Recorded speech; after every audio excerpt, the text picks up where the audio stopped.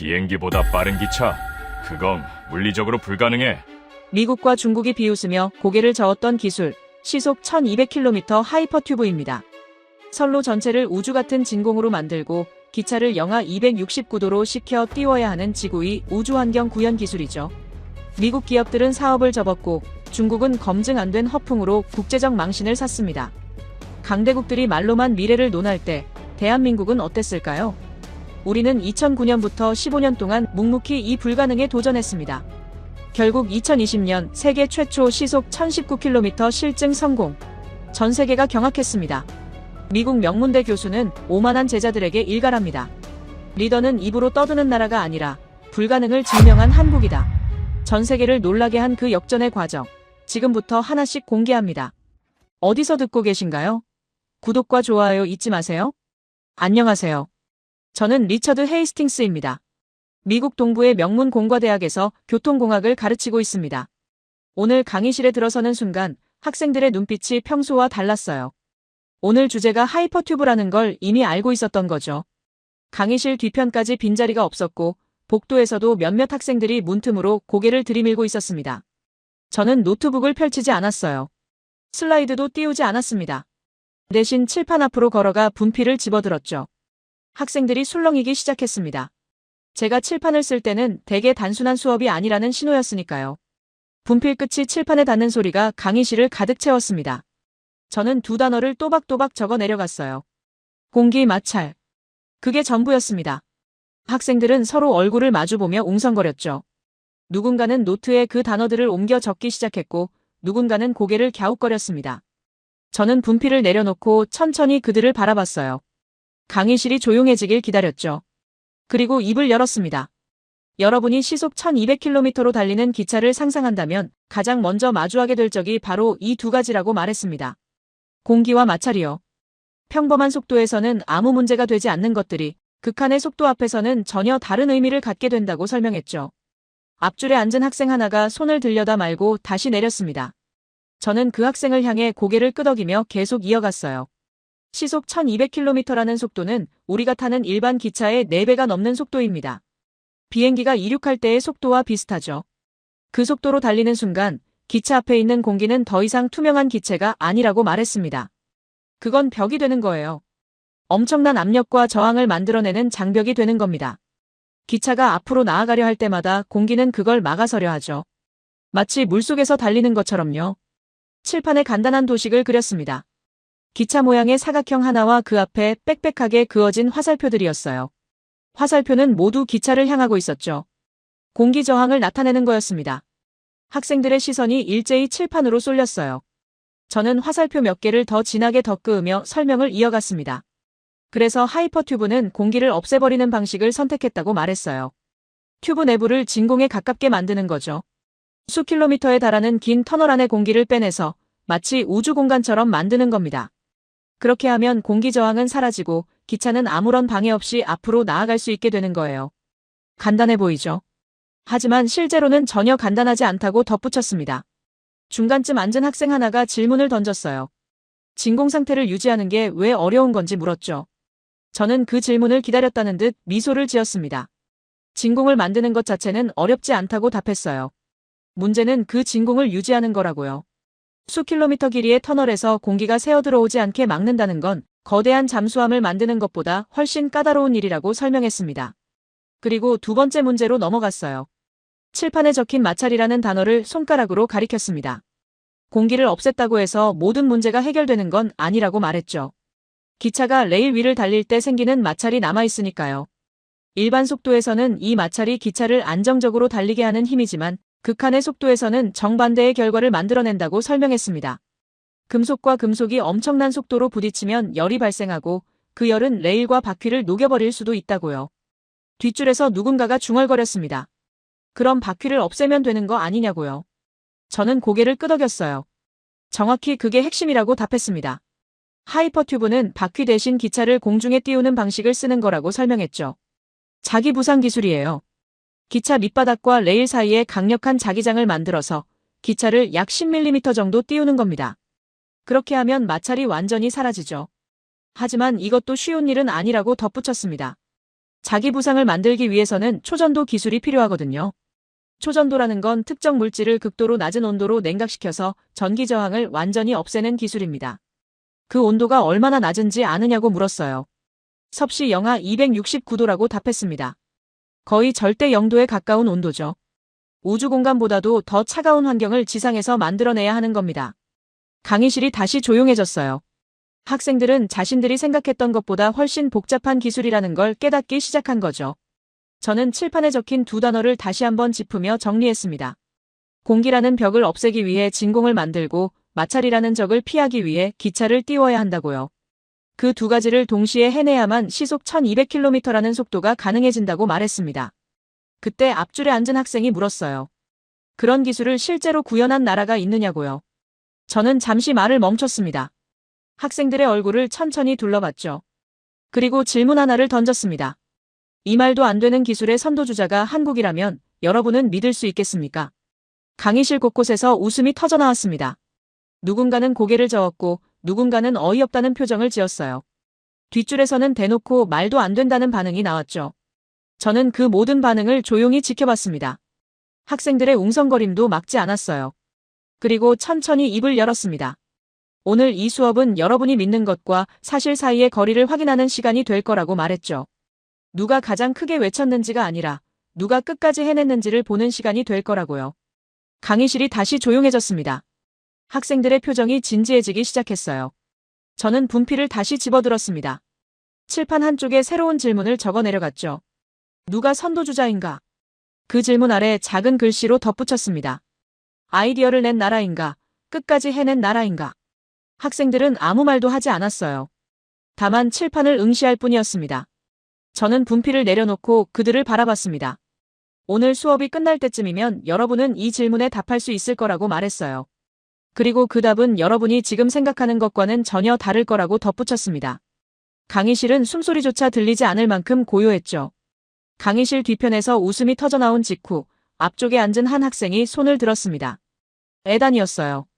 미국 출신이고 항공우주공학을 복수 전공하는 학생이었죠. 제 수업을 들은 지 벌써 2학기째였고 질문할 때마다 날카로운 논리로 무장한 녀석이었습니다. 저는 고개를 끄덕이며 그에게 발언권을 주었어요. 에단은 자리에서 일어나지 않았습니다. 앉은 채로 또박또박 말하기 시작했죠. 교수님이 설명하신 기술적 내용에는 전적으로 동의한다고 했어요. 진공과 초전도, 그 두 가지가 핵심이라는 점도 이해한다고 말했습니다.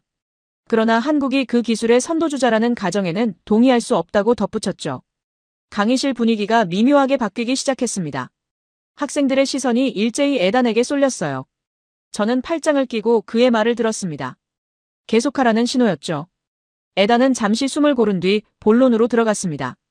이 기술이 세상의 처음 모습을 드러낸 시점을 짚기 시작했어요. 2013년이었다고 말했습니다. 미국의 한 기업가가 백서 형태로 이 개념을 공개했고 그때부터 전 세계가 이 불가능한 꿈에 대해 이야기하기 시작했다고 설명했죠. 에단의 목소리에는 확신이 담겨 있었습니다. 그는 하이퍼튜브라는 이름이 어디서 왔는지, 그 철학이 누구로부터 시작되었는지를 강조했어요.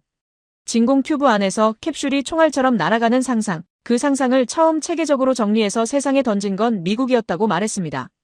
물론 유사한 아이디어가 과거에도 있었다는 건 인정했어요. 하지만 그걸 현실 가능한 공학 프로젝트로 만든 건 미국의 몫이었다고 주장했죠. 옆에 앉은 학생 몇몇이 고개를 끄덕이기 시작했습니다. 에단은 그 반응을 확인하고는 더 힘을 실었어요. 아이디어를 낸다는 건 단순히 상상하는 게 아니라고 말했습니다. 그건 불가능해 보이는 것에 이름을 붙이고 사람들에게 꿈꿀 이유를 주는 일이라고 설명했죠. 미국이 그 백서를 공개하지 않았다면 지금 우리가 이 강의실에서 하이퍼튜브를 논하고 있을 리 없다고 덧붙였습니다. 저는 여전히 말없이 듣고 있었어요. 에단은 제 침묵을 동의로 받아들인 건지 더 구체적으로 파고들었습니다. 기술의 역사에서 선도주자를 정의하는 기준은 명확하다고 주장했어요. 누가 판을 열었느냐는 거죠. 판이 열리지 않으면 경쟁도 없고 경쟁이 없으면 발전도 없다고 말했습니다. 그래서 아이디어를 처음 제시한 나라가 결국 리더가 되는 거라고 결론지었죠. 강의실 중간쯤에 앉은 다른 학생이 맞장구를 쳤습니다. 맞다고 아이디어 없이는 시작조차 할 수 없다고 말했어요. 에단은 그쪽을 향해 고개를 끄덕이며 이어갔습니다. 한국이 뛰어난 기술력을 가진 나라라는 건 부정하지 않는다고 전제했어요. 반도체, 디스플레이, 조선, 많은 분야에서 세계적 수준이라는 것도 인정한다고 말했죠. 하지만 선도주자라는 건 기술력만으로 결정되는 게 아니라고 주장했습니다. 에단의 논리는 점점 더 정교해졌습니다. 선도주자는 방향을 제시하는 사람이라고 정의했어요. 길이 없는 곳에 길을 만드는 사람이고 다른 이들이 따라올 수 있게 지도를 그리는 사람이라고 설명했죠. 미국이 바로 그런 역할을 해왔다고 강조했습니다. 항공기술도 인터넷도 우주 개발도 모두 미국이 먼저 상상하고 실현했다고 말했어요. 뒷줄에서 누군가가 질문을 던졌습니다. 그럼 아이디어만 내고 실제로 만들지 못해도 선도주자가 될 수 있느냐고요. 에단은 잠시 망설였지만 곧 답했습니다. 아이디어를 낸다는 것 자체가 엄청난 용기와 통찰을 필요로 하는 일이라고 반박했어요. 세상 사람들이 비웃을 때 혼자서 미래를 그리는 건 쉬운 일이 아니라고 덧붙였죠. 저는 그제야 입을 열었습니다. 에단의 논리를 정리해주겠다고 말했어요. 그러니까 내 주장은 아이디어를 처음 제시한 나라가 곧 리더라는 거지, 맞느냐고 물었습니다. 에단은 주저없이 그렇다고 답했어요. 저는 고개를 끄덕이고는 칠판으로 다시 걸어갔습니다. 그리고 에단의 논리를 한 문장으로 정리해서 적었죠. 아이디어를 낸 나라가 선도주자다. 에단은 만족스러운 표정을 지었습니다. 강의실 여기저기서 동의하는 소리가 들렸어요. 저는 분필을 내려놓고 학생들을 둘러봤습니다. 그리고 물었죠. 다른 의견이 있는 사람이 있느냐고요. 몇 초간 침묵이 흘렀습니다. 아무도 손을 들지 않았어요. 에단이 다시 말을 이었습니다. 이번에는 좀 더 구체적인 예시를 들기 시작했어요. 미국이 하이퍼튜브 개념을 공개한 후 어떤 일들이 벌어졌는지 설명했습니다. 전 세계 대학들이 학생 경진 대회를 열었고 수많은 스타트업이 생겨났으며 각국 정부가 연구비를 쏟아붓기 시작했다고 말했죠. 그 모든 움직임의 출발점이 바로 미국의 그 백서였다고 강조했습니다.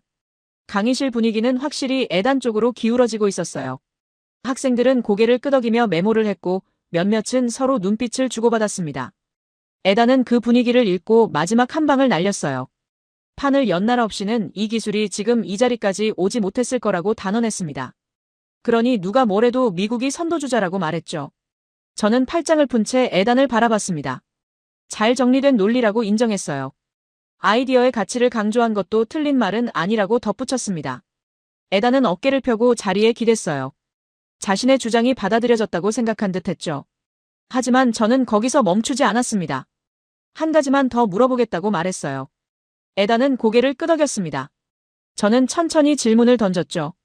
그럼 아이디어를 낸 후에 실제로 그걸 완성하지 못했다면 그래도 여전히 선도주자일 수 있느냐고요. 에단은 잠깐 말문이 막혔습니다. 강의실도 다시 조용해졌어요. 에단은 잠시 생각하더니 조심스럽게 답했습니다. 완성 여부와 선도 여부는 별개라고 아이디어를 제시한 것만으로도 충분히 의미가 있다고 말했죠. 저는 고개를 끄덕였지만 아무 말도 하지 않았습니다. 그 침묵 속에서 다른 학생 하나가 손을 들었어요. 중국에서 온 리웨이였습니다. 에단과는 다른 각도에서 접근하려는 듯 보였죠. 저는 리웨이를 향해 고개를 돌렸습니다. 강의실의 공기가 또 한 번 바뀌기 시작했어요. 리웨이는 천천히 일어났습니다. 중국에서 온 대학원생이었고 제 수업에서는 늘 신중하게 발언하는 편이었어요. 하지만 오늘은 달랐습니다. 그의 눈빛에는 분명한 의지가 담겨 있었죠.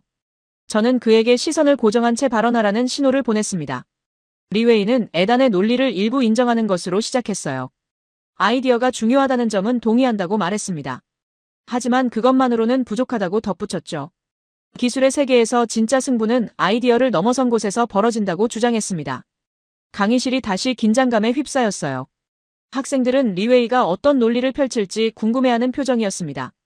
리웨이는 본격적으로 말문을 열었어요. 하이퍼튜브 같은 초대형 인프라 기술은 개인이나 기업 단위로 해결할 수 있는 문제가 아니라고 설명했습니다.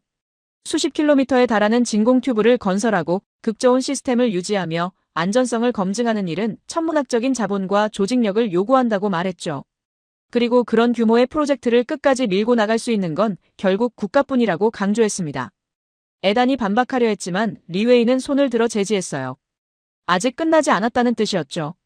리웨이는 중국이 어떻게 대규모 인프라를 건설해왔는지 사례를 들기 시작했습니다.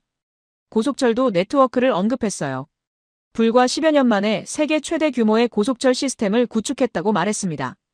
그건 단순히 기술력만의 문제가 아니었다고 설명했죠. 국가의 의지와 자본 동원력, 그리고 포기하지 않는 집요함이 있었기에 가능했던 일이라고 강조했습니다. 강의실 곳곳에서 고개를 끄덕이는 학생들이 보였어요.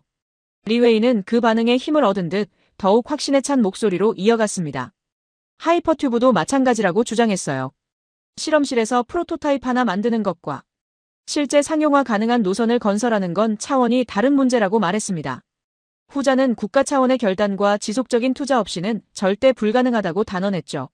리웨이는 잠시 숨을 고른 뒤 핵심을 짚었습니다. 중국은 이미 하이퍼튜브 개발에 막대한 자본을 투입하고 있다고 밝혔어요. 국영철도 회사와 주요 대학들이 컨소시엄을 구성했고 정부가 전폭적으로 지원하고 있다고 설명했습니다. 그리고 한 가지 더 덧붙였죠. 중국은 한번 시작한 프로젝트를 중간에 포기하는 법이 없다고요. 그게 바로 중국식 접근법이라고 말했습니다. 에단이 다시 끼어들려 했지만 이번에는 다른 쪽에서 손이 올라갔습니다. 유럽에서 온 마르코였어요. 독일 출신이었고 기계공학을 전공하는 학생이었습니다. 저는 마르코에게도 발언 기회를 주었죠. 강의실의 분위기는 점점 더 뜨거워지고 있었습니다. 마르코는 자리에서 일어나지 않고 말하기 시작했어요. 에단과 리웨이 모두 중요한 점을 짚었다고 인정했습니다. 하지만 둘 다 한 가지를 놓치고 있다고 지적했죠. 바로 표준의 문제라고 말했습니다. 강의실이 조용해졌어요. 학생들은 마르코가 어떤 이야기를 꺼낼지 귀 기울이기 시작했습니다. 마르코는 기술의 역사를 거슬러 올라가기 시작했어요. 철도가 처음 등장했을 때 각국이 제각각 다른 궤관을 사용했다고 설명했습니다. 영국은 영국대로, 러시아는 러시아대로, 스페인은 또 다른 방식으로 철로를 깔았다고 말했죠. 그 결과 국경을 넘을 때마다 기차를 갈아타거나 화물을 옮겨 실어야 했다고 덧붙였습니다. 그리고 누가 이 혼란을 정리했느냐고 물었어요. 유럽이라고 답했습니다. 국제표준을 만들고 규격을 통일하고 안전기준을 수립한 건 유럽 국가들이었다고 강조했죠. 기술이 아무리 뛰어나도 표준이 없으면 고립될 수밖에 없다고 설명했습니다. 그리고 하이퍼튜브도 마찬가지라고 주장했어요. 마르코는 구체적인 예를 들기 시작했습니다. 유럽연합이 이미 하이퍼튜브 관련 기술 표준 작업을 시작했다고 밝혔어요. 안전성 검증 프로토콜, 진공 유지 기준, 초전도 시스템의 허용, 오차 범위 등을 세밀하게 정의하고 있다고 말했습니다. 그리고 이런 표준을 만드는 능력이야말로 진짜 리더십이라고 강조했죠. 강의실 여기저기서 동의하는 소리가 들렸습니다. 마르코는 더 힘주어 말했어요. 아무리 빠른 기차를 만들어도 아무리 많은 돈을 쏟아부어도 국제 표준을 따르지 않으면 그건 그냥 자국 내에서만 통하는 장난감에 불과하다고 주장했습니다. 유럽이 표준을 쥐고 있는 한 결국 모두가 유럽의 기준을 따를 수밖에 없다고 단언했죠. 저는 여전히 듣고만 있었습니다. 세 나라의 학생들이 각자의 논리로 선도주자 자리를 주장하는 모습이 흥미로웠어요. 하지만 아무도 한국에 대해서는 진지하게 고민하지 않고 있었습니다. 그저 처음 질문을 웃어넘기고 자국의 우월성을 증명하는 데만 집중하고 있었죠. 그때 강의실 한쪽 구석에서 조용한 목소리가 들렸습니다. 일본에서 온 사토였어요. 평소에는 거의 발언하지 않는 학생이었는데 오늘은 손을 들고 있었습니다. 저는 사토를 향해 고개를 끄덕였어요. 강의실이 다시 한번 조용해졌습니다. 사토는 일어서지도 않고 큰 목소리로 말하지도 않았습니다. 그저 자리에 앉은 채 담담하게 이야기하기 시작했어요. 앞선 학생들의 주장이 모두 일리 있다고 인정했습니다. 아이디어도 중요하고 자본도 필요하며 표준도 무시할 수 없다고 말했죠. 하지만 한 가지 더 중요한 게 있다고 덧붙였습니다. 사토는 신칸센 이야기를 꺼냈어요. 일본이 세계 최초로 고속철도를 상용화한 게 언제였는지 아느냐고 물었습니다. 1964년이라고 답했죠. 그로부터 60년이 넘는 시간 동안 일본은 한 번도 중대한 사고를 일으키지 않았다고 말했습니다. 그건 단순히 기술이 좋아서가 아니라 수십 년간 축적된 노하우와 운영 경험이 있었기 때문이라고 설명했어요. 사토의 목소리는 여전히 조용했지만 무게감이 있었습니다. 하이퍼튜브는 시속 1200km로 사람을 태우고 달리는 기술이라고 상기시켰어요. 조금의 오차도 허용되지 않는다고 말했죠. 진공이 새거나 초전도 시스템에 문제가 생기거나 제어 시스템이 오작동하면 탑승객 전원이 위험에 처한다고 강조했습니다. 그래서 진짜 중요한 건 얼마나 오랫동안 철도 기술을 다뤄왔느냐는 거라고 주장했어요. 일본은 100년이 넘는 철도 역사를 가지고 있고 그 경험이 고스란히 신칸센에 녹아있다고 설명했습니다. 하이퍼튜브 역시 결국 철도의 연장선이라고 그 기본기 없이는 아무리 첨단 기술을 도입해도 안전을 담보할 수 없다고 말했죠. 강의실은 완전히 침묵했습니다. 사토의 조용하지만 확고한 논리가 모두를 압도한 듯 했어요. 사토는 마지막으로 한마디 더 덧붙였습니다. 기차 기술의 역사는 하루아침에 뒤집히지 않는다고요. 그리고 조용히 자리에 앉았습니다. 저는 4명의 학생을 차례로 바라봤어요. 미국, 중국, 유럽, 일본. 각자가 자국이 선도주자가 되어야 하는 이유를 명확하게 제시했습니다. 아이디어, 자본, 표준, 경험. 모두 설득력 있는 논리였죠. 하지만 단 한 명도 한국이 왜 선도주자일 수 있는지에 대해서는 진지하게 고민하지 않았습니다. 강의실 분위기는 묘했어요. 학생들은 서로의 주장에 수긍하면서도 자국의 우월성을 포기하지 않았습니다. 마치 암묵적인 합의라도 이룬 듯 한국은 선도주자가 될 수 없다는 전제 아래에서만 토론이 진행되고 있었죠. 저는 그 모습을 지켜보며 속으로 생각했습니다. 이제 판을 바꿀 시간이라고요. 저는 천천히 칠판 앞으로 걸어갔습니다. 칠판 앞에 서자 강의실의 웅성거림이 조금씩 잦아들었습니다. 저는 분필을 집어들고 학생들을 둘러봤어요. 4명의 학생이 각자 훌륭한 논리를 펼쳤습니다. 미국의 에다는 아이디어의 가치를, 중국의 리웨이는 국가적 동원력을, 유럽의 마르코는 표준의 지배력을, 일본의 사토는 축적된 경험의 중요성을 강조했죠. 모두 설득력 있는 주장이었어요. 하지만 저는 아직 아무 말도 하지 않았습니다. 그저 분필을 칠판에 댄 채 잠시 멈춰 있었어요. 학생들은 제가 무엇을 쓸지 궁금해하며 숨을 죽였습니다. 강의실은 점점 더 조용해졌죠. 연필 소리, 옷깃 스치는 소리마저 선명하게 들릴 정도였어요. 저는 천천히 세 단어를 적기 시작했습니다. 한 글자 한 글자 또박또박 눌러쓰며 충분한 간격을 두었어요. 첫 번째 단어는 시작이었습니다. 두 번째는 도전이었죠. 그리고 마지막은 완주였습니다. 분필이 칠판을 긁는 소리만이 강의실을 채웠어요. 세 단어를 다 쓰고 나서 저는 분필을 내려놓았습니다. 그리고 학생들을 향해 천천히 몸을 돌렸어요. 모두가 칠판을 응시하고 있었습니다. 누군가는 노트에 그 단어들을 옮겨 적기 시작했고 누군가는 고개를 갸웃거렸죠. 저는 팔짱을 끼고 잠시 침묵을 유지했습니다. 에단이 먼저 입을 열었어요. 교수님이 말씀하시려는 게 뭔지 모르겠다고 했습니다. 시작, 도전, 완주가 각각 무엇을 의미하는지 설명해달라고 요청했죠. 저는 고개를 끄덕였습니다. 좋은 질문이라고 답했어요. 저는 첫 번째 단어를 가리켰습니다. 시작이요. 이건 여러분이 방금 전까지 이야기한 것들과 관련이 있다고 설명했어요. 아이디어를 제시하는 것, 프로젝트를 발표하는 것, 연구를 시작한다고 선언하는 것 모두 시작에 해당한다고 말했습니다. 에다는 고개를 끄덕였어요. 자신의 논리와 맞아떨어진다고 생각한 듯 했죠. 하지만 저는 거기서 멈추지 않았습니다. 시작은 중요하다고 인정했어요. 시작이 없으면 아무것도 일어나지 않으니까요. 그러나 시작만으로는 부족하다고 덧붙였습니다. 시작은 가능성을 보여주지만 결과를 보장하지는 않는다고 설명했죠. 리웨이가 손을 들었습니다. 그럼 도전은 무엇이냐고 물었어요. 저는 두 번째 단어를 가리켰습니다. 도전이라는 건 실제로 자원을 투입하는 단계라고 설명했어요. 연구소를 세우고 인력을 배치하고 예산을 집행하고 실험을 반복하는 모든 과정이 여기 해당한다고 말했습니다. 리웨이는 만족스러운 표정을 지었어요. 자신이 강조했던 국가적 동원력이 바로 2단계라고 생각한 듯 했습니다. 저는 다시 한번 고개를 끄덕였습니다. 맞다고, 도전 없이는 기술이 현실이 될 수 없다고 인정했어요. 실험실에서 이론으로만 존재하던 것이 실제 물리적 형태를 갖추려면 엄청난 도전이 필요하다고 설명했죠. 그러나 이건 역시 충분하지 않다고 덧붙였습니다. 마르코가 질문했어요. 그럼 완주는 뭐냐고요? 저는 세 번째 단어를 천천히 가리켰습니다. 완주라는 건 처음 설정한 목표를 실제로 달성하는 것이라고 답했어요. 말로만 하겠다고 한 게 아니라 정말로 해냈다는 것, 실험실 데이터가 아니라 실제 작동하는 시스템으로 증명했다는 것을 의미한다고 설명했습니다. 강의실이 조용해졌어요. 학생들은 서서히 제가 어디로 가려는지 눈치채기 시작한 듯 했습니다. 저는 칠판에 적힌 세 단어를 다시 한번 짚으며 정리했어요. 시작은 의지를 보여주고 도전은 능력을 보여주며 완주는 결과를 보여준다고 말했습니다. 사토가 조용히 말했어요. 그럼 세 가지를 모두 갖춘 나라가 선도주자라는 뜻이냐고요? 저는 고개를 끄덕였습니다. 정확하다고 답했어요. 하지만 한 가지를 더 추가했습니다. 세 가지를 갖췄을 뿐 아니라 그걸 검증 가능한 방식으로 증명한 나라라고 덧붙였죠.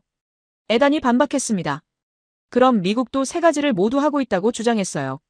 아이디어를 냈고 여러 기업들이 도전하고 있으며 조만간 완주할 것이라고 말했습니다.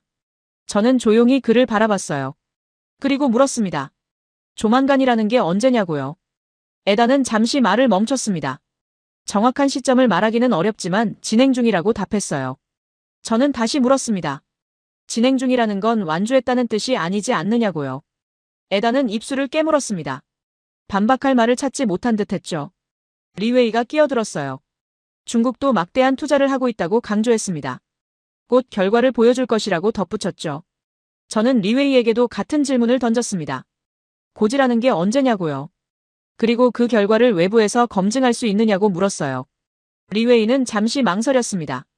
중국의 연구는 대부분 비공개로 진행된다고 인정했어요. 보안상의 이유라고 설명했죠. 저는 고개를 끄덕였습니다. 이해한다고 말했어요. 하지만 비공개로 진행되는 연구는 국제사회에서 검증받을 수 없다고 지적했습니다. 검증받지 못한 결과는 신뢰를 얻기 어렵다고 덧붙였죠. 마르코가 나섰습니다. 유럽은 표준을 만들고 있다고 강조했어요.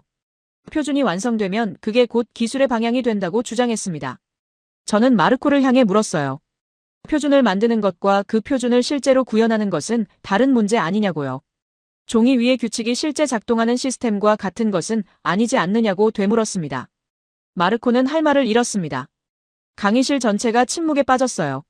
사토만이 조용히 앉아 있었습니다. 저는 사토를 바라봤어요. 일본은 어떠냐고 물었습니다. 사토는 천천히 고개를 저었습니다. 일본은 신칸센에 집중하고 있다고 답했어요. 하이퍼튜브는 아직 본격적으로 시작하지 않았다고 인정했죠. 저는 다시 칠판을 향해 돌아섰습니다. 그리고 세 단어 옆에 하나의 문장을 적었어요. 불가능한 조건을 동시에 만족시킨 나라. 분필을 내려놓고 학생들을 다시 바라봤습니다. 강의실은 숨소리조차 들리지 않을 만큼 고요했어요.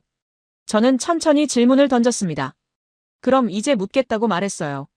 여러분이 방금 전까지 이야기한 그 모든 조건들, 진공기술과 초전도 기술을 실제로 결합하고 그걸 검증 가능한 방식으로 세상에 보여준 나라가 어디냐고 물었습니다.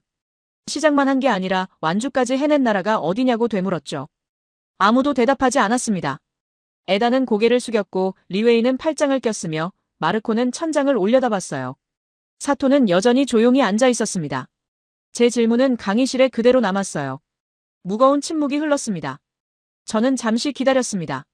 누군가 답하기를 기대하며 시간을 주었어요. 하지만 아무도 입을 열지 않았습니다. 학생들은 서로의 얼굴을 바라보거나 노트를 내려다볼 뿐이었죠. 그들이 지금까지 주장했던 모든 논리가 이 한 가지 질문 앞에서 멈춰 선 것처럼 보였습니다. 저는 천천히 책상으로 걸어갔습니다. 노트북을 열었어요. 학생들의 시선이 일제히 저에게 쏠렸습니다. 이제 뭔가 보여줄 차례라는 걸 그들도 알았던 거죠. 저는 마우스를 클릭하며 다음 단계로 넘어갈 준비를 했습니다. 리웨이는 천천히 일어났습니다. 중국에서 온 대학원생이었고 제 수업에서는 늘 신중하게 발언하는 편이었어요. 하지만 오늘은 달랐습니다. 그의 눈빛에는 분명한 의지가 담겨 있었죠. 저는 그에게 시선을 고정한 채 발언하라는 신호를 보냈습니다. 리웨이는 에단의 논리를 일부 인정하는 것으로 시작했어요. 아이디어가 중요하다는 점은 동의한다고 말했습니다. 하지만 그것만으로는 부족하다고 덧붙였죠. 기술의 세계에서 진짜 승부는 아이디어를 넘어선 곳에서 벌어진다고 주장했습니다. 강의실이 다시 긴장감에 휩싸였어요. 학생들은 리웨이가 어떤 논리를 펼칠지 궁금해하는 표정이었습니다. 리웨이는 본격적으로 말문을 열었어요. 하이퍼튜브 같은 초대형 인프라 기술은 개인이나 기업 단위로 해결할 수 있는 문제가 아니라고 설명했습니다. 수십 킬로미터에 달하는 진공 튜브를 건설하고 극저온 시스템을 유지하며 안전성을 검증하는 일은 천문학적인 자본과 조직력을 요구한다고 말했죠. 그리고 그런 규모의 프로젝트를 끝까지 밀고 나갈 수 있는 건 결국 국가뿐이라고 강조했습니다. 에단이 반박하려 했지만 리웨이는 손을 들어 제지했어요. 아직 끝나지 않았다는 뜻이었죠. 리웨이는 중국이 어떻게 대규모 인프라를 건설해왔는지 사례를 들기 시작했습니다. 고속철도 네트워크를 언급했어요. 불과 10여 년 만에 세계 최대 규모의 고속철 시스템을 구축했다고 말했습니다. 그건 단순히 기술력만의 문제가 아니었다고 설명했죠. 국가의 의지와 자본 동원력, 그리고 포기하지 않는 집요함이 있었기에 가능했던 일이라고 강조했습니다. 강의실 곳곳에서 고개를 끄덕이는 학생들이 보였어요. 리웨이는 그 반응에 힘을 얻은 듯 더욱 확신에 찬 목소리로 이어갔습니다. 하이퍼튜브도 마찬가지라고 주장했어요. 실험실에서 프로토타입 하나 만드는 것과 실제 상용화 가능한 노선을 건설하는 건 차원이 다른 문제라고 말했습니다. 후자는 국가 차원의 결단과 지속적인 투자 없이는 절대 불가능하다고 단언했죠. 리웨이는 잠시 숨을 고른 뒤 핵심을 짚었습니다. 중국은 이미 하이퍼튜브 개발에 막대한 자본을 투입하고 있다고 밝혔어요. 국영철도 회사와 주요 대학들이 컨소시엄을 구성했고 정부가 전폭적으로 지원하고 있다고 설명했습니다. 그리고 한 가지 더 덧붙였죠.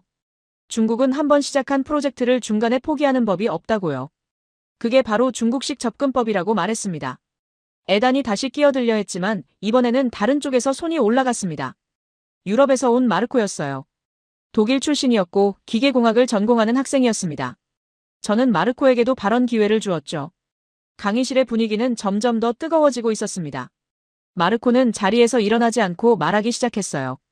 에단과 리웨이 모두 중요한 점을 짚었다고 인정했습니다. 하지만 둘 다 한 가지를 놓치고 있다고 지적했죠. 바로 표준의 문제라고 말했습니다. 강의실이 조용해졌어요. 학생들은 마르코가 어떤 이야기를 꺼낼지 귀 기울이기 시작했습니다. 마르코는 기술의 역사를 거슬러 올라가기 시작했어요. 철도가 처음 등장했을 때 각국이 제각각 다른 궤관을 사용했다고 설명했습니다.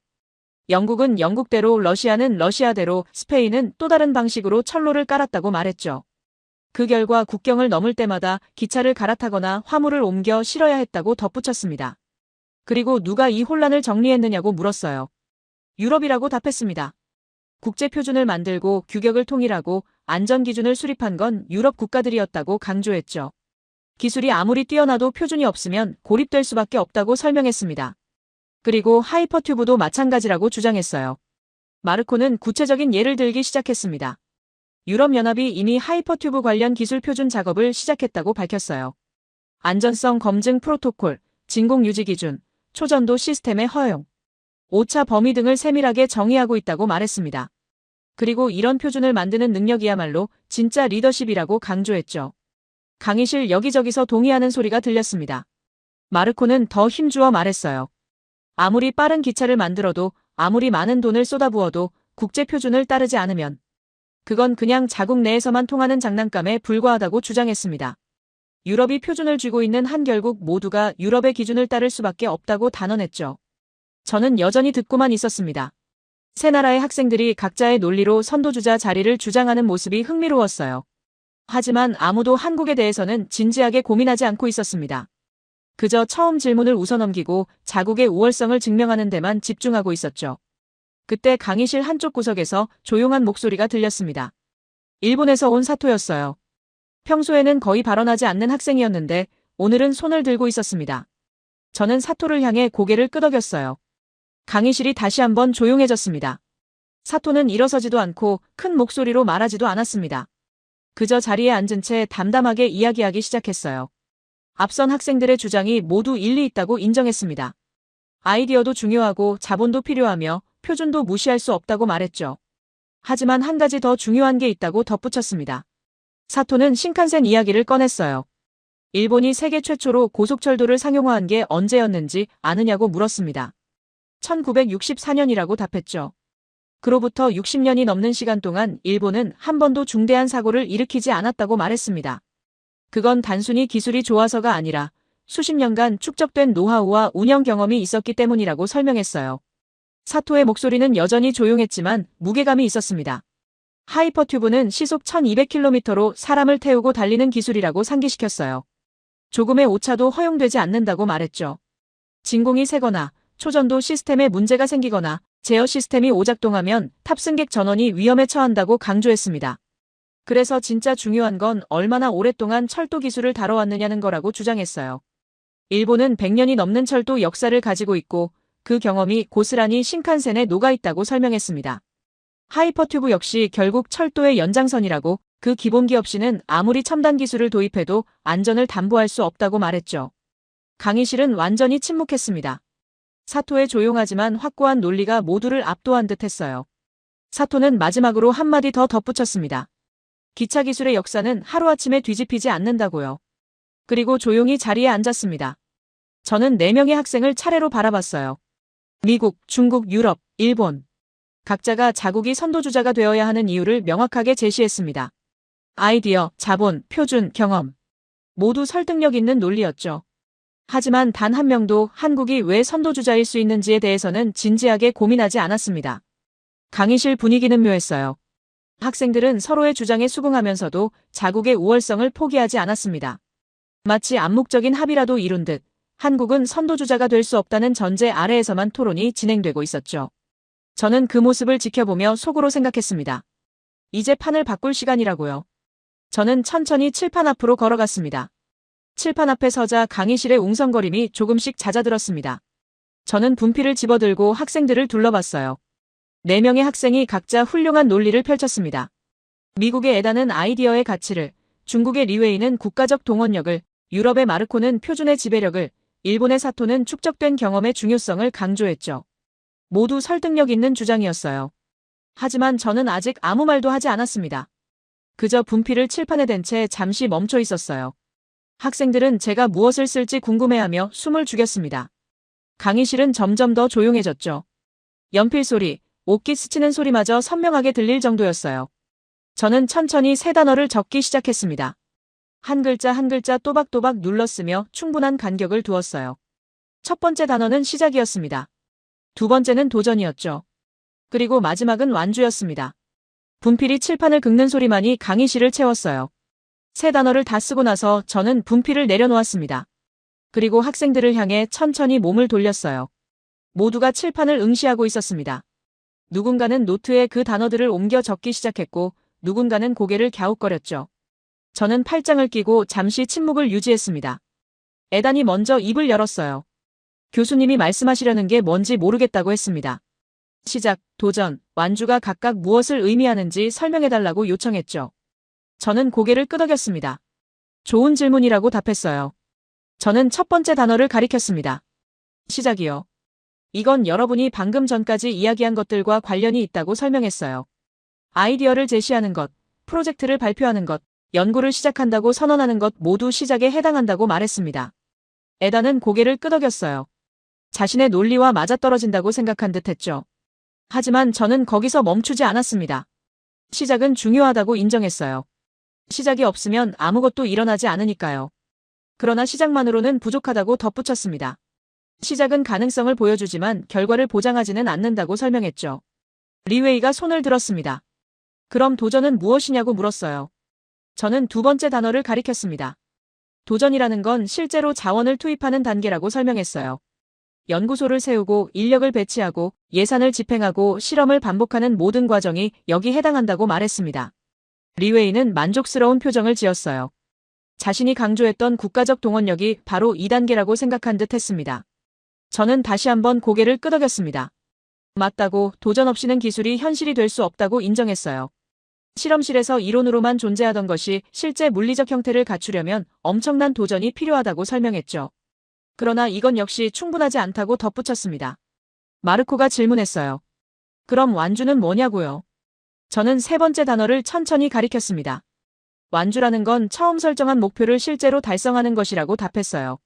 말로만 하겠다고 한 게 아니라 정말로 해냈다는 것, 실험실 데이터가 아니라 실제 작동하는 시스템으로 증명했다는 것을 의미한다고 설명했습니다. 강의실이 조용해졌어요. 학생들은 서서히 제가 어디로 가려는지 눈치채기 시작한 듯 했습니다. 저는 칠판에 적힌 세 단어를 다시 한번 짚으며 정리했어요. 시작은 의지를 보여주고 도전은 능력을 보여주며 완주는 결과를 보여준다고 말했습니다. 사토가 조용히 말했어요. 그럼 세 가지를 모두 갖춘 나라가 선도주자라는 뜻이냐고요? 저는 고개를 끄덕였습니다. 정확하다고 답했어요. 하지만 한 가지를 더 추가했습니다. 세 가지를 갖췄을 뿐 아니라 그걸 검증 가능한 방식으로 증명한 나라라고 덧붙였죠. 에단이 반박했습니다. 그럼 미국도 세 가지를 모두 하고 있다고 주장했어요. 아이디어를 냈고 여러 기업들이 도전하고 있으며 조만간 완주할 것이라고 말했습니다. 저는 조용히 그를 바라봤어요. 그리고 물었습니다. 조만간이라는 게 언제냐고요? 에단은 잠시 말을 멈췄습니다. 정확한 시점을 말하기는 어렵지만 진행 중이라고 답했어요. 저는 다시 물었습니다. 진행 중이라는 건 완주했다는 뜻이 아니지 않느냐고요? 에단은 입술을 깨물었습니다. 반박할 말을 찾지 못한 듯 했죠. 리웨이가 끼어들었어요. 중국도 막대한 투자를 하고 있다고 강조했습니다. 곧 결과를 보여줄 것이라고 덧붙였죠. 저는 리웨이에게도 같은 질문을 던졌습니다. 고지라는 게 언제냐고요? 그리고 그 결과를 외부에서 검증할 수 있느냐고 물었어요. 리웨이는 잠시 망설였습니다. 중국의 연구는 대부분 비공개로 진행된다고 인정했어요. 보안상의 이유라고 설명했죠. 저는 고개를 끄덕였습니다. 이해한다고 말했어요. 하지만 비공개로 진행되는 연구는 국제사회에서 검증받을 수 없다고 지적했습니다. 검증받지 못한 결과는 신뢰를 얻기 어렵다고 덧붙였죠. 마르코가 나섰습니다. 유럽은 표준을 만들고 있다고 강조했어요. 표준이 완성되면 그게 곧 기술의 방향이 된다고 주장했습니다. 저는 마르코를 향해 물었어요. 표준을 만드는 것과 그 표준을 실제로 구현하는 것은 다른 문제 아니냐고요. 종이 위의 규칙이 실제 작동하는 시스템과 같은 것은 아니지 않느냐고 되물었습니다. 마르코는 할 말을 잃었습니다. 강의실 전체가 침묵에 빠졌어요. 사토만이 조용히 앉아 있었습니다. 저는 사토를 바라봤어요. 일본은 어떠냐고 물었습니다. 사토는 천천히 고개를 저었습니다. 일본은 신칸센에 집중하고 있다고 답했어요. 하이퍼튜브는 아직 본격적으로 시작하지 않았다고 인정했죠. 저는 다시 칠판을 향해 돌아섰습니다. 그리고 세 단어 옆에 하나의 문장을 적었어요. 불가능한 조건을 동시에 만족시킨 나라. 분필을 내려놓고 학생들을 다시 바라봤습니다. 강의실은 숨소리조차 들리지 않을 만큼 고요했어요. 저는 천천히 질문을 던졌습니다. 그럼 이제 묻겠다고 말했어요. 여러분이 방금 전까지 이야기한 그 모든 조건들, 진공기술과 초전도 기술을 실제로 결합하고 그걸 검증 가능한 방식으로 세상에 보여준 나라가 어디냐고 물었습니다. 시작만 한 게 아니라 완주까지 해낸 나라가 어디냐고 되물었죠. 아무도 대답하지 않았습니다. 에다는 고개를 숙였고 리웨이는 팔짱을 꼈으며 마르코는 천장을 올려다봤어요. 사토는 여전히 조용히 앉아 있었습니다. 제 질문은 강의실에 그대로 남았어요. 무거운 침묵이 흘렀습니다. 저는 잠시 기다렸습니다. 누군가 답하기를 기대하며 시간을 주었어요. 하지만 아무도 입을 열지 않았습니다. 학생들은 서로의 얼굴을 바라보거나 노트를 내려다볼 뿐이었죠. 그들이 지금까지 주장했던 모든 논리가 이 한 가지 질문 앞에서 멈춰 선 것처럼 보였습니다. 저는 천천히 책상으로 걸어갔습니다. 노트북을 열었어요. 학생들의 시선이 일제히 저에게 쏠렸습니다. 이제 뭔가 보여줄 차례라는 걸 그들도 알았던 거죠. 저는 마우스를 클릭하며 다음 단계로 넘어갈 준비를 했습니다. 칠판에는 여전히 학생들이 주장했던 단어들이 남아 있었습니다. 아이디어, 자본, 표준, 경험. 저는 그 단어들을 하나씩 천천히 바라봤어요. 그리고 그 옆에 새로운 단어 하나를 적기 시작했습니다. 분필이 칠판을 긁는 소리가 강의실에 울려 퍼졌죠. 리더. 저는 그 단어를 크게 또박또박 써내려갔습니다. 학생들은 숨을 죽이고 지켜봤어요. 저는 분필을 내려놓고 천천히 몸을 돌렸습니다. 그리고 입을 열었죠. 오늘 여러분은 각자 리더가 무엇인지 정의했다고 말했습니다. 에다는 아이디어를 낸 나라가 리더라고 했고 리웨이는 자본을 가장 많이 투입한 나라가 리더라고 했으며 마르코는 표준을 쥔 나라가 리더라고 했고 사토는 가장 긴 역사를 가진 나라가 리더라고 했다고 정리했어요. 강의실은 조용했습니다. 저는 잠시 침묵을 유지했죠. 그리고 천천히 말을 이어갔습니다. 그 모든 정의가 틀렸다고는 말하지 않겠다고 했어요. 각자 나름의 논리가 있고 각자의 관점에서는 타당하다고 인정했습니다. 아이디어 없이는 시작할 수 없고 자본 없이는 진행할 수 없으며 표준 없이는 확산될 수 없고 경험 없이는 안정될 수 없다고 덧붙였죠. 에단이 고개를 들었습니다. 그의 눈빛에는 여전히 의문이 남아 있었어요. 저는 에단을 바라보며 말했습니다. 내가 말한 아이디어의 가치는 분명 중요하다고 인정했어요. 누군가 불가능하다고 말하지 않았다면 아무도 도전하지 않았을 거라고 덧붙였습니다. 미국이 그 역할을 했다는 것도 사실이라고 말했죠. 하지만 질문 하나를 던졌습니다. 아이디어를 낸 후에 실제로 그걸 완성하지 못했다면 그래도 여전히 리더라고 부를 수 있느냐고 물었어요. 에다는 대답하지 못했습니다. 저는 조금 더 구체적으로 말했죠. 누군가 달에 가겠다고 선언했지만 실제로는 궤도에도 오르지 못했다면 그 사람을 우주 탐사의 리더라고 부를 수 있겠느냐고 되물었습니다. 에다는 고개를 숙였어요. 저는 시선을 리웨이에게로 옮겼습니다. 리웨이는 제 눈빛을 피하지 않았어요. 저는 그에게 말했습니다. 내가 강조한 국가적 동원력과 자본의 힘도 부정하지 않는다고 인정했죠. 거대한 프로젝트는 국가 차원의 지원 없이는 불가능하다고 덧붙였습니다. 하지만 다시 질문을 던졌어요. 아무리 많은 돈을 쏟아붓더라도 그 과정과 결과를 세상에 보여주지 않는다면 신뢰를 얻을 수 있느냐고 물었습니다. 리웨이는 잠시 침묵했죠. 저는 조금 더 설명했습니다. 기술의 세계에서 검증받지 못한 성과는 존재하지 않는 것과 같다고 말했어요. 아무리 훌륭한 결과를 냈어도 다른 사람들이 확인할 수 없다면 그건 그저 주장일 뿐이라고 덧붙였습니다. 리웨이는 고개를 끄덕였습니다. 인정한다는 표정이었어요. 저는 마르코를 향해 시선을 돌렸습니다. 마르코는 팔짱을 낀 채 저를 바라보고 있었죠. 저는 그에게 말했습니다. 표준의 중요성도 이해한다고 인정했어요. 규칙이 없으면 혼란만 생기고 통일된 기준이 없으면 협력이 불가능하다고 말했습니다. 하지만 질문했습니다. 표준을 만드는 것과 그 표준에 맞는 실제 시스템을 구축하는 건 다른 문제 아니냐고 물었어요. 마르코는 잠시 생각하더니 조심스럽게 답했습니다. 표준이 먼저 만들어지면 기술이 그 방향을 따라간다고 말했죠. 저는 고개를 가로저었습니다. 반대라고 말했어요. 실제로는 기술이 먼저 구현되고 그 기술을 바탕으로 표준이 만들어진다고 설명했습니다. 역사를 보면 알 수 있다고 덧붙였죠. 철도도 전기도 인터넷도 모두 누군가 먼저 만들고 작동시킨 후에야 표준이 정립되었다고 말했습니다. 표준은 완성된 기술을 정리하는 작업이지 존재하지 않는 기술을 상상하는 작업이 아니라고 강조했어요. 마르코는 할 말을 잃었습니다. 저는 마지막으로 사토를 바라봤어요. 사토는 여전히 조용했습니다. 저는 그에게 말했죠. 내가 말한 경험의 가치는 그 누구도 부정할 수 없다고 인정했습니다. 100년 가까운 철도 역사는 분명 엄청난 자산이라고 덧붙였어요. 하지만 질문을 던졌습니다. 과거의 성공이 미래의 도전을 막는 이유가 될 수 있느냐고 물었어요. 사토는 눈을 감았습니다. 저는 조금 더 부드럽게 말했죠. 일본이 신칸센에 너무 많은 것을 투자했기 때문에 하이퍼튜브로 방향을 전환하기 어렵다는 건 이해한다고 말했습니다. 하지만 그건 리더십이 아니라 관성이라고 지적했어요. 사토는 고개를 끄덕였습니다. 인정한다는 뜻이었죠. 강의실은 다시 침묵에 빠졌습니다. 저는 천천히 칠판으로 다시 돌아섰어요. 그리고 리더라는 단어 아래 새로운 문장을 적기 시작했습니다. 불가능을 끝까지 검증한 나라. 학생들은 그 문장을 조용히 읽었습니다. 저는 분필을 내려놓고 설명하기 시작했어요. 리더라는 건 가장 크게 외친 사람이 아니라고 말했습니다.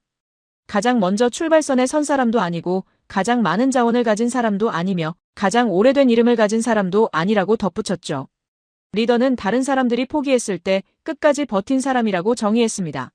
모두가 불가능하다고 말할 때 조용히 한 걸음씩 나아간 사람이고 화려한 발표 대신 묵묵히 문제를 해결한 사람이며 결과로 증명한 사람이라고 설명했어요. 저는 잠시 멈췄습니다. 그리고 학생들을 둘러봤죠. 에단, 리웨이, 마르코, 사토 모두가 저를 바라보고 있었습니다. 저는 천천히 말을 이어갔어요. 여러분이 처음에 한국을 비웃었을 때 저는 아무 말도 하지 않았다고 상기시켰습니다. 왜냐하면 말로는 증명할 수 없다는 걸 알고 있었기 때문이라고 덧붙였죠. 그래서 데이터를 보여줬다고 말했습니다. 2009년부터 시작된 연구, 2013년에 완공된 시설, 2020년에 성공한 실험, 그리고 지금 진행 중인 상용화 계획까지 모두 보여줬다고 설명했어요. 그게 바로 리더가 하는 방식이라고 강조했습니다. 에단이 조심스럽게 손을 들었습니다. 저는 그에게 발언권을 주었어요. 에단은 천천히 말했습니다. 인정한다고 자신이 틀렸다고 말했죠. 한국이 선도주자라는 걸 받아들인다고 덧붙였습니다.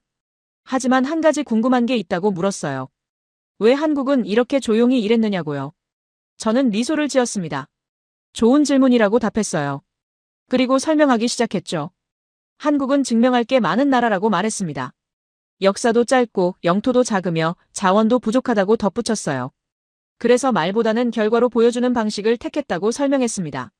세상이 주목하지 않는다고 해서 멈추지 않았다고 말했어요. 오히려 그 시간을 기술을 완성하는 데 썼다고 덧붙였습니다.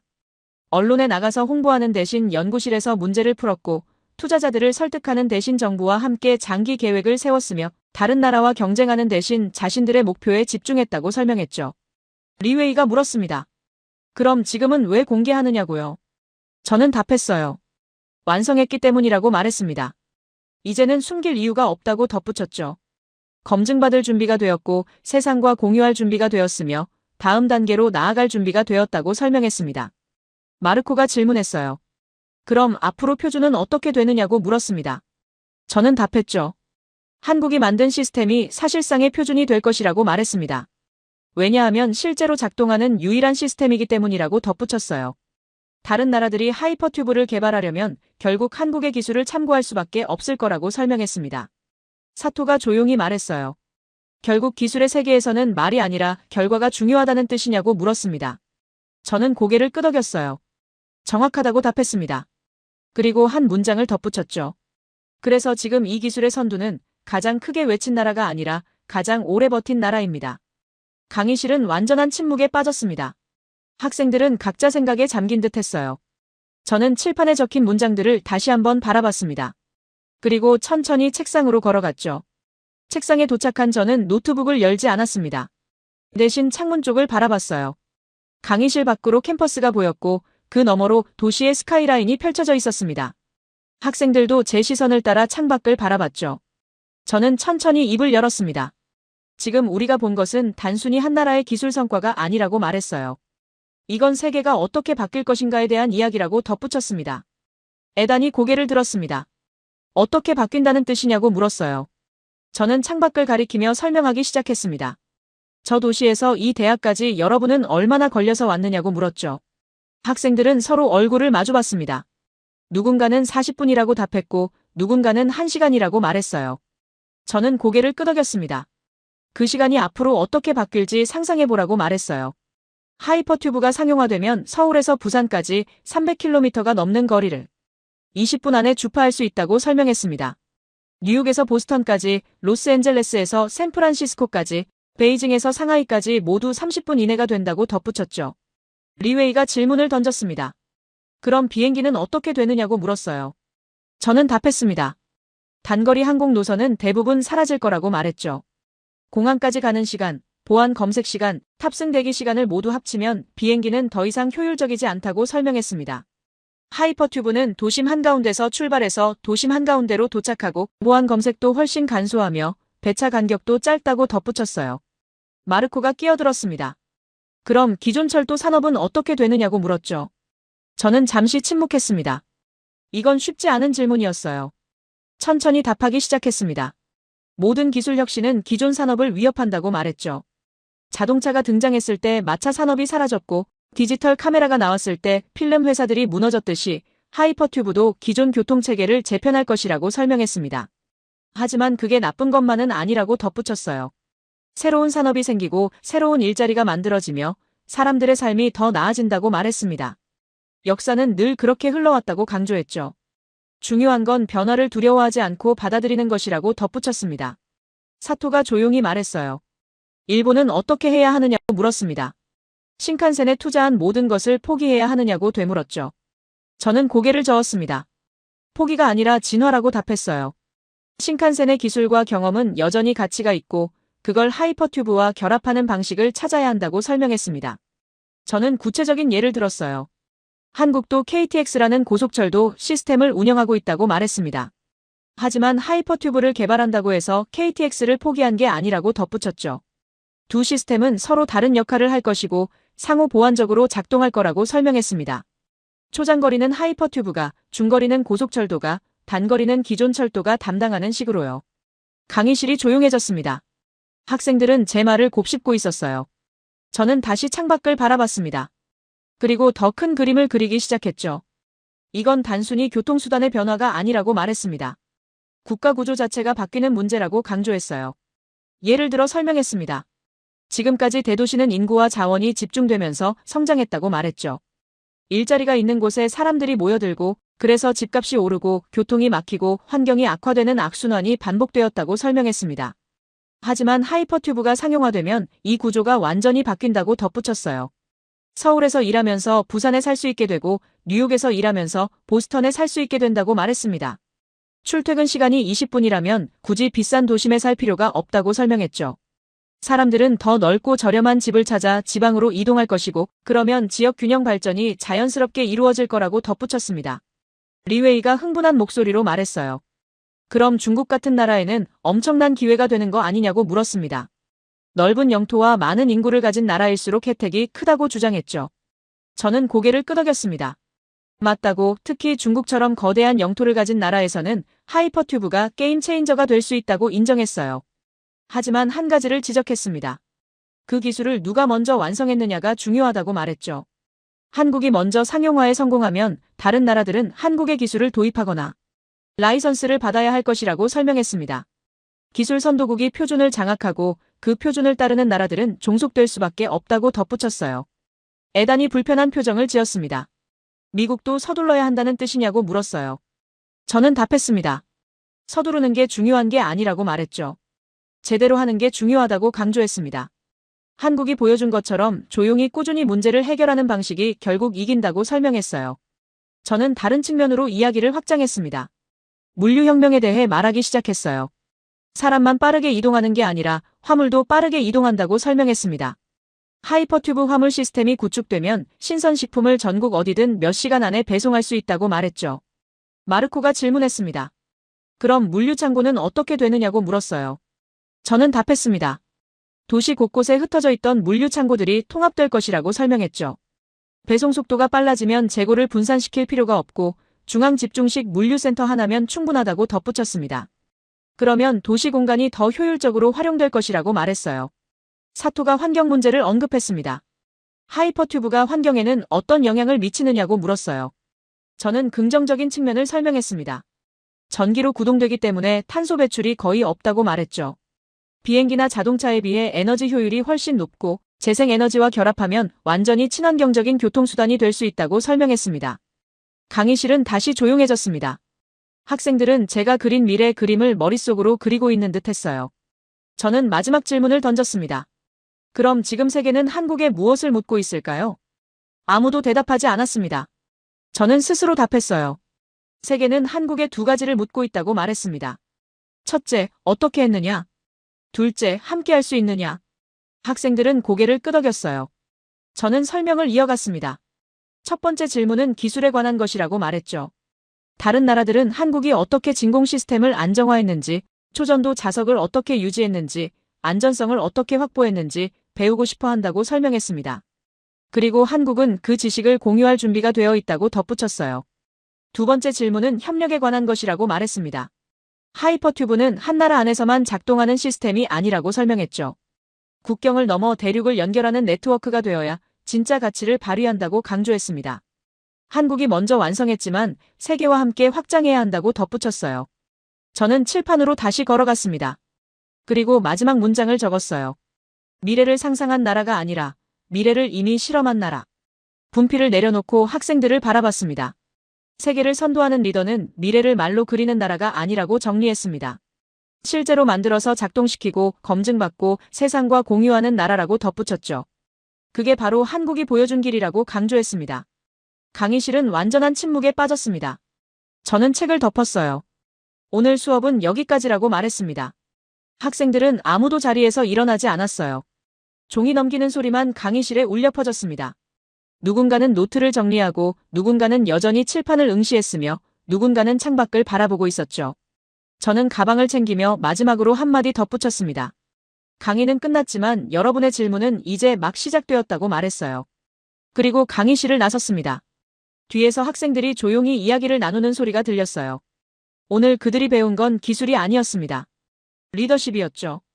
강의실 문을 닫고 나오는데 등 뒤로 느껴지는 그 기묘한 정적이 참 인상적이었습니다. 콧대 높던 학생들이 충격에 빠져 아무 말도 못하던 그 순간 말이죠.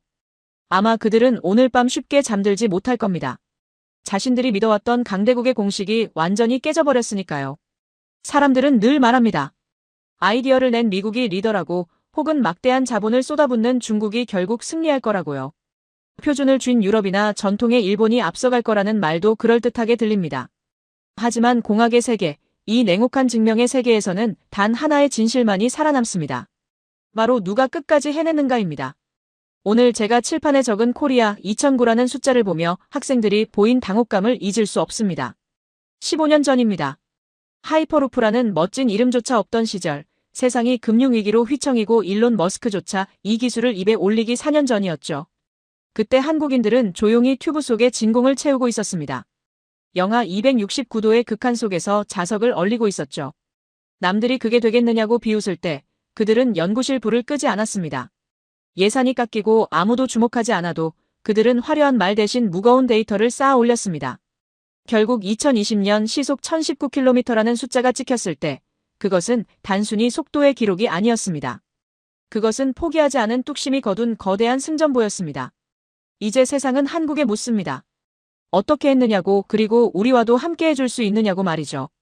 아이디어를 냈던 미국도 자본을 자랑하던 중국도 이제는 한국이 만든 실제 앞에 줄을 서야 합니다. 여러분, 리더십은 화려한 연설문 속에 있지 않습니다. 남들이 불가능하다고 등을 돌릴 때 묵묵히 제자리를 지키며 문제를 풀어낸 사람의 손끝에 있습니다. 세계를 선도하는 리더는 미래를 상상만 하는 나라가 아닙니다. 미래를 이미 실험하고 고통스럽게 증명해낸 나라입니다. 나는 오늘 나의 학생들에게 기술이 아니라 한 나라가 가진 위대한 태도를 가르쳤습니다. 기억하십시오. 가장 크게 외치는 나라가 아니라 가장 오래 버틴 나라가 결국 미래를 가집니다.